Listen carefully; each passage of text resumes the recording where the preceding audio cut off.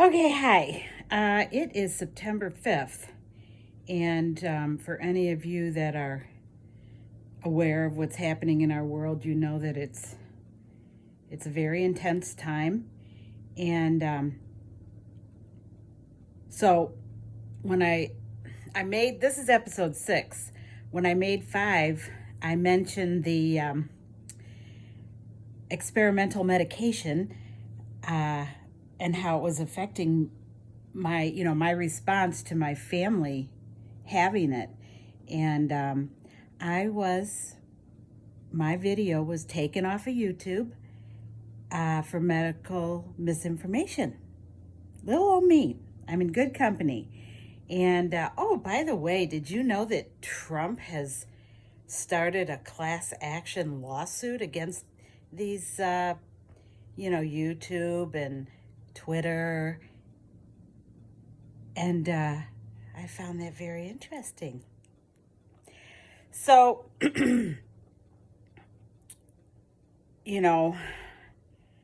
I'm going about my business, continuing to dig deep and listen to everything I can, read everything I can. I had, my friend Amy moved to Florida, and she kind of removed herself, and but she had introduced me to some other people that had gotten her on board, and I became very close to them. Well, then they just moved to Florida a couple days ago, but they had introduced me to some people. Anyway, so this little group is trying to cling together, because you know how it is when you're around people that are still in the matrix. It's becoming actually physically painful to be around people. I love them. I've tried to share the information, but it's rejected, and there's nothing I can do, but it is physically painful for me to be around them. And so, and there's our spiritual ascension taking place, and when I listen to people talk about what happens to you when you're ascending, and these are spiritual leaders and galactic light workers. Never thought I'd hear myself say that with a straight face. What I'm experiencing with this irritability and this high sensitivity to being around non-informed people is extremely difficult. So, I don't go around, and it's kind of sad in a way, but I know that this is all part of God's plan, and there's nothing I can do. I can't be fake, and this whole plan and this ascension and everything is dominating me right now, and it's just too hard. So anyways, what happened in like late spring or whatever, these tours, these patriots were organizing and going on tours and so forth. And the first Clay Clark one I tried to get tickets for. I had just, I'm getting bold, and I'm really being driven by intuition much more than I ever have been. And I've always had a pretty good intuition. Well, now that I look at it, it was kind of crappy, actually. But, so their team never called me, so I never could go. And then I heard about the tour that Robert David Steele was putting together out, and that he believed that when they got to South Dakota, that Trump would show up at Mount Rushmore. And I thought, you know what? Sounds like fantastic energy. I'm going. And and then as I was, listening to subsequent reports of his, he was saying if you donate X amount of dollars, you can, you know, be with us in the inner circle and go on the bus and stuff. There was 5 buses, and I thought, well, I that sounds good to me too because, um, you know, I was by myself, and I thought it would be great to be driven around South Dakota with them and not have to worry about where they were and just that stuff. So, I donate the money, and I'm waiting to see where I'm supposed to meet them, And so I sent them several messages because on their website it said, pick up your VIP badge at the hotel. And I'm like, okay, which hotel? So I'm searching. I couldn't find it. And so I sent them several messages, and I just thought, well, this is in God's hands. Everything is so God driven at this point. I mean, it always is, but it was very pronounced. It's very pronounced at this point. So I'm trusting that what I'm doing is going to be fruitful and that I'm doing the right thing. So just before I'm getting ready to leave, I was waiting to hear from the host of the Airbnb that I had paid for. Nothing. And I thought, oh, crap, But, really, again, I'm driving out there and I'm thinking, okay, what's the worst that can happen? They're not there, and I'll have to go to a hotel. I mean, I didn't want to.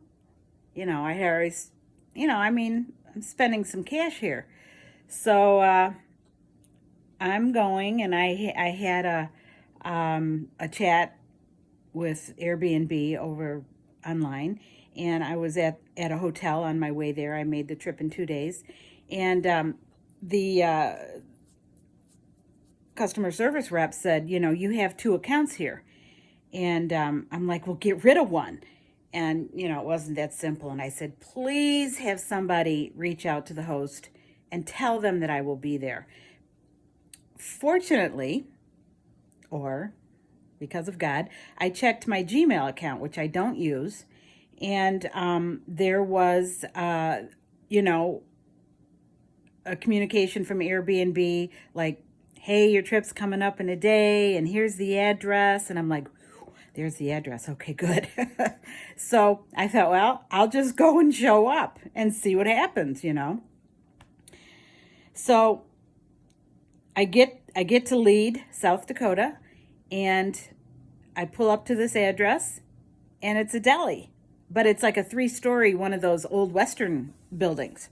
So I go in, and there's a man behind the counter, and I said, are you so-and-so? And he goes, no, that's my brother. And I said, well, I'm scheduled to stay in your Airbnb. He goes, oh, you must be Patricia. Yeah, the air conditioning's on. And, I'm like, oh, thank you, God. Because I was so tired after 2 days of driving, So that was cool. I was like, oh my God, this is so great. And it was a nice little place. And so I still, but back to the tour, I still hadn't heard from anybody. So I thought, well, I did have their itinerary. And so it said that they were supposed to be in Deadwood for breakfast. And Deadwood's a pretty small town. So, you can't hide 5 wrapped buses. Okay. So I go to Deadwood in the morning, and I'm, having a little breakfast sitting outside. And, nobody had masks on, and the people next to me, we were talking about God's will, and I mean, wow, is that just cool, But I'm going to all these hotels in the area and asking if they were hosting this group. Nope. And I thought, well, All right. So the next thing on their itinerary was to go to Mount Rushmore. So off I go. I drive to Mount Rushmore, and it's beautiful. I have been there before, and I was just enjoying it. Nobody's wearing, just a few people had masks on. And so I'm sitting, I got a little bowl of ice cream, and I was sitting at a table, and this woman walks up to me and she says, "Can I sit at your table? Because I don't want to take up a whole table." Sure, sit down. She's wearing a VIP badge. So, I'm like, oh my God, God brought you here. And, you know, she came with Robert David Steele. She was on his bus, I think. And so she goes, "Yeah, they should be just coming in right now." And so I said, "Well, I'm going to walk over there and see if I can get a badge, and find out what's going on." So I walk towards the entrance, and with Trish, I think she went with me, and there's Robert David Steele. And I said, "Hey, Robert, my name's Pat. I'm supposed to be a VIP." And he goes, "Oh, are you?" And he tried to say my name, and he goes, "I'll give you your money back." And I said, "No, you just do God's work. I just want to hang with you guys, because this is really this is just great." And he's like, "Yeah, just make sure you caravan with us, and you just stick with us." And I'm like, "Okay," and I thought, well, $1,000, whatever. So, I mean, that's a lot of money for me, but I'm so invested in this time in history, and I'm so determined to experience it, and so I'm hanging with Trish all this time, and we go to. So the next thing they're going to do is go back to their hotel and provide dinner for us. So I'm in this 5-bus caravan, which was super cool, and so but I mean, that was two God things in 2 days, like super intervention, divine intervention, and I'm on a cloud with this. And so that was a great event. We split off from that group for a little while on one of those days, and we went to see Scott McKay and Sasha Stone and some others at Sturgis, and that was powerful. And it was just it was really worthwhile. And I met some fabulous people, all on the same page as me. It was such a relief. And that people know the same thing that like I feel like in no man's land sometimes. And so it's time for me to go home. However, in the meantime, in one of my episodes, I talked about how excited I was to be in the Michigan State Assembly, and some drama broke out in one of the business meetings, and I was on the meeting from my apartment there, and lightning struck and my power went out, so I couldn't finish the meeting, which is when shit hit the fan in that meeting. And even Anna was there, and what resulted was she felt that we didn't have our act together, and she dissolved the Michigan Assembly, and I was absolutely devastated. I was just devastated. And I sent her an email, and I told her exactly that and why. It was very heartfelt, and many things ensued, but what wound up happening is this man who was the coordinator, he's calling people names, and you're agent provocateur, and I'm a special ops man, and all this, and I'm like, shut up. And I don't trust him, and he's still acting as a coordinator. He's trying to be a continental marshal. And Anna kind of sided with him. Like half the people in our assembly that I really resonated with backed off, and they are doing their recording in another manner.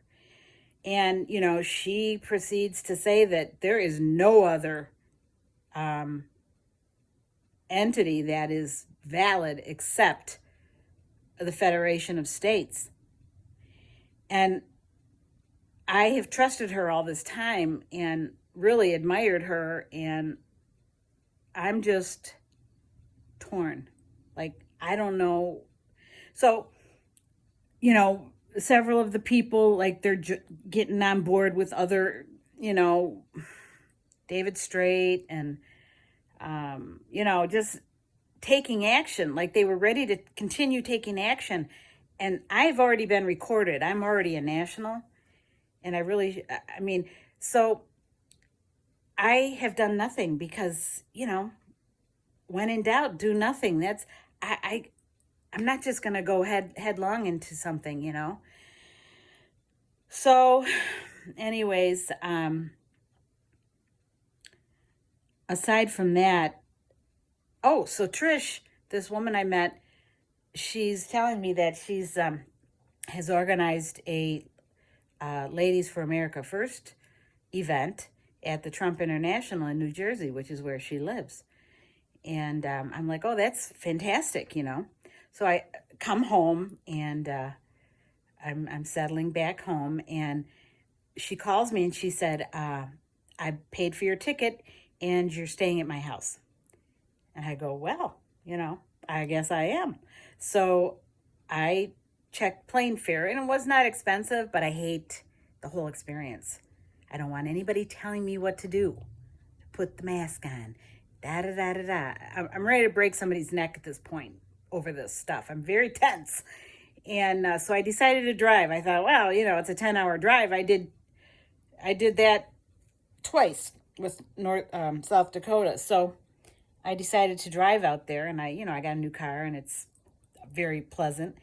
And so I go out there, and we go to this event, and Mel K comes, and we're, hanging out with Mel K and Rob. And, she was one of the speakers. And then, like, nobody else knew except me and Trish that Trump was going to speak. And so, she's like, ladies, we're going to say a prayer and pledge to the flag. And then so we did that. And then she goes, I'd like everybody to sit down. We have a special guest. And everybody's like, ah! And here's me, I'm front and center, right there.